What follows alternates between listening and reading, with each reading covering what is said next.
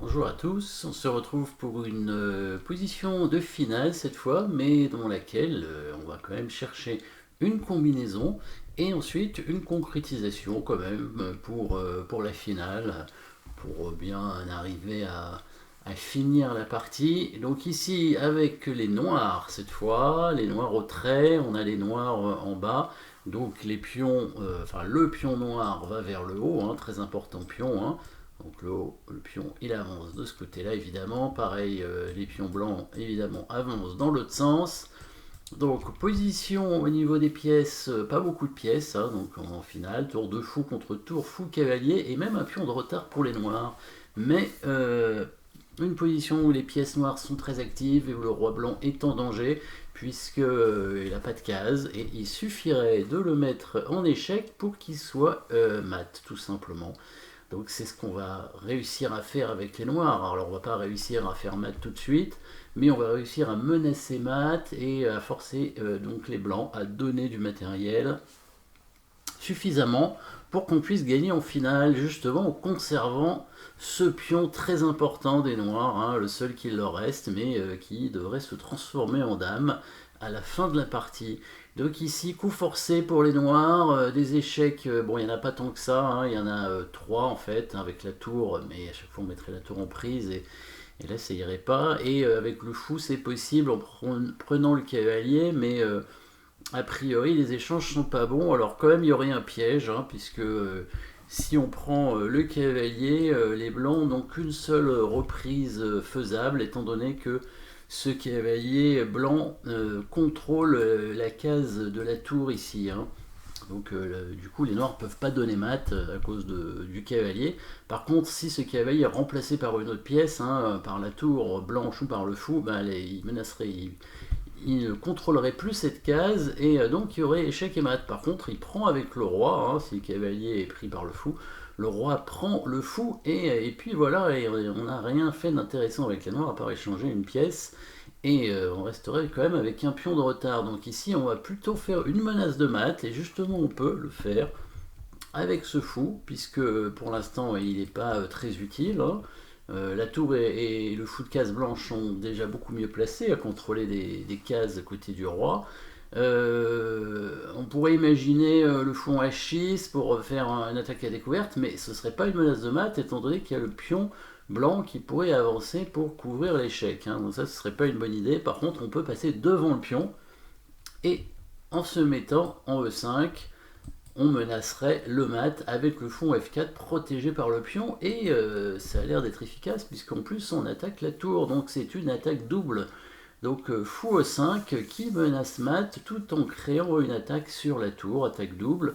Les blancs qui devront évidemment éviter le mat, donc ils peuvent faire un échec avec leur tour justement qui est attaqué, donc en allant en D7, hein, comme ça elle n'est pas en prise évidemment.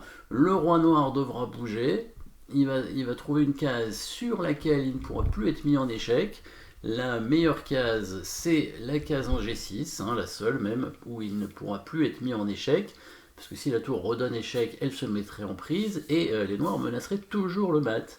Donc les blancs devront le parer. Alors ils ont paré la menace sur leur tour, bien entendu, mais pas encore la menace de mat. Donc comment faire pour parer le mat? C'est pas simple. Alors le problème c'est que s'ils bougent leur cavalier pour laisser une case pour le roi quand le fou donnera échec, eh ben la tour va mater en E2 comme indiqué ici. Donc les blancs devront trouver autre chose. Alors on remarquera aussi, hein, le problème de la tour qui donne échec, c'est que maintenant, bah, c'est le fou qui n'est plus protégé. Et oui, le fou est attaqué par la tour. Donc soit la tour ne bouge pas et elle reste en prise, et du coup elle va être perdue, très probablement, même si les blancs partent le mat. Soit elle bouge en donnant échec, mais à ce moment-là, c'est le fou qui est en prise maintenant. Donc à moins de parer le mat avec le fou. Il y a une possibilité pour parer le mat avec le fou, justement, en mettant le fou en C7, les blancs contrôleraient la case en rayon X en F4, hein, à travers donc le fou en E5, hein, si le fou en E5 bouge évidemment, on verrait directement le fou prendre le fou noir, mais dans ce cas-là, il y aurait une petite pointe avec une attaque double, et c'est celle-ci que vous pouvez essayer de chercher Ah, donc après fou A5, tour D7 échec, roi G6. Les blancs n'ont qu'un seul coup vraiment pour parer la menace de mat, c'est mettre le fou en C7, et là vous pouvez chercher la petite pointe qui permet de gagner du matériel. Alors on va tout de suite la regarder parce qu'on va quand même vérifier la petite concrétisation finale qui va arriver, étant donné que les noirs ne gagnent pas énormément de matériel, hein, c'est pas une pièce. En gagnant une pièce, c'était quand même plus facile à concrétiser. On conserve toujours le pion, évidemment, pour aller à dame. Mais ici, on va gagner qu'une qualité, en fait. Donc les noirs vont prendre le cavalier avec le fou, cette fois. Et donc on a dit que si la tour prenait, bah, c'était mat, hein, ça, on l'a dit tout à l'heure, donc là c'est pas bon. Et la différence, c'est que si le roi prend maintenant, la tour s'est éloignée du roi, et donc on a la fameuse enfilade, hein, une nouvelle attaque double qui apparaît ici. Mais le fou noir est perdu. La tour blanche ne peut pas être protégée, mais le fou noir est perdu. Donc on va regarder cette petite concrétisation ici, qui n'est pas si complexe, hein, finalement, bien qu'il ne reste qu'un seul pion, parce que le pion des blancs ici en F3 est perdu tout de suite, étant donné que le fou blanc doit bouger. Alors on remarque la tour qui coupe le roi, hein, on dit couper le roi, quand le roi est bloqué par la tour comme ça, et qui ne peut pas accéder à l'aile importante, c'est-à-dire là en général où il y a le pion passé de l'adversaire. Donc ça c'est très important en finale de tour, hein, arriver à bloquer le roi comme ça, à le couper. Donc le fou vient bouger en B6 par exemple, a priori c'est peut-être là où il est le mieux, et la tour vient directement attaquer le pion, tout simplement. Voilà, le pion qui est pris au prochain coup, le roi qui essaie de revenir maintenant, mais trop tard. Le pion passé qui avance sur case blanche, le fou ne peut rien faire, il va tenter de l'empêcher de passer, mais cette fois c'est le roi noir qui va arriver, le roi en G5 qui va menacer d'aller prendre le pion. Donc le fou va revenir très certainement l'empêcher, le roi du coup va passer par en dessous. Le fou l'empêche aussi, le problème c'est que les blancs se retrouvent en zugzwang, hein, le fameux zugzwang de la finale, donc l'obligation de jouer un coup. Hein, ici les noirs ont un petit peu bloqué le fou blanc avec leur roi, puisque s'il bouge de la diagonale, la grande diagonale ici, celle-ci, hein, le roi pourra avancer et capturer le pion. On remarque hein, le roi blanc qui est bloqué aussi un peu par la tour, hein, on voit le fait de couper hein, le roi à la fois sur la troisième rangée et sur la colonne F, empêche le roi de venir soit sur le pion noir, soit sur le pion blanc même, hein, parce que là, si le fou est obligé du coup de rester à la défense de la case en E5, sinon le roi arrive à toute vitesse. Donc le fou va rester probablement sur cette diagonale. Maintenant, la tour va simplement bouger de la colonne. Il n'y a plus besoin vraiment de couper le roi sur la troisième rangée. Par contre, couper le roi sur la colonne, ça c'est une bonne idée, puisque le pion pourra avancer tranquillement sans que le roi ne puisse arriver. Et même si le fou vient protéger, donc hein, il ne peut pas tout faire en même temps, c'est-à-dire à la fois bloquer la case devant le pion et la case ici en G3, hein, le pion qui va pouvoir du coup avancer. G3, voilà. Ici les blancs avancent leur pion. On avance en G2 tranquillement.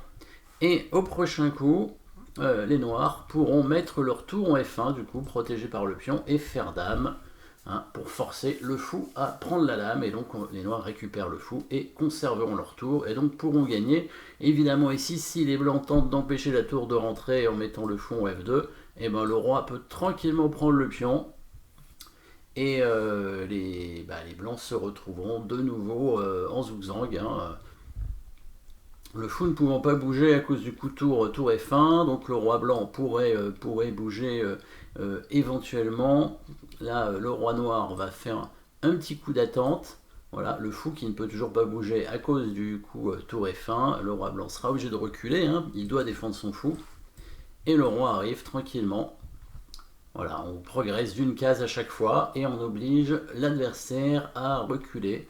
Hein, toujours si le fou bouge, la tour arrive en F1, donc pas de problème pour les noirs. Le roi blanc est obligé de bouger en protégeant le fou et le roi noir arrive. Voilà, maintenant le roi blanc n'a plus de bonne case. S'il bouge, le fou est perdu, et si le fou bouge, la tour rentre en F1, et ce sera même échec et mat directement. Voilà, petite combinaison avec une concrétisation en finale. Merci d'avoir suivi cette position, et à bientôt.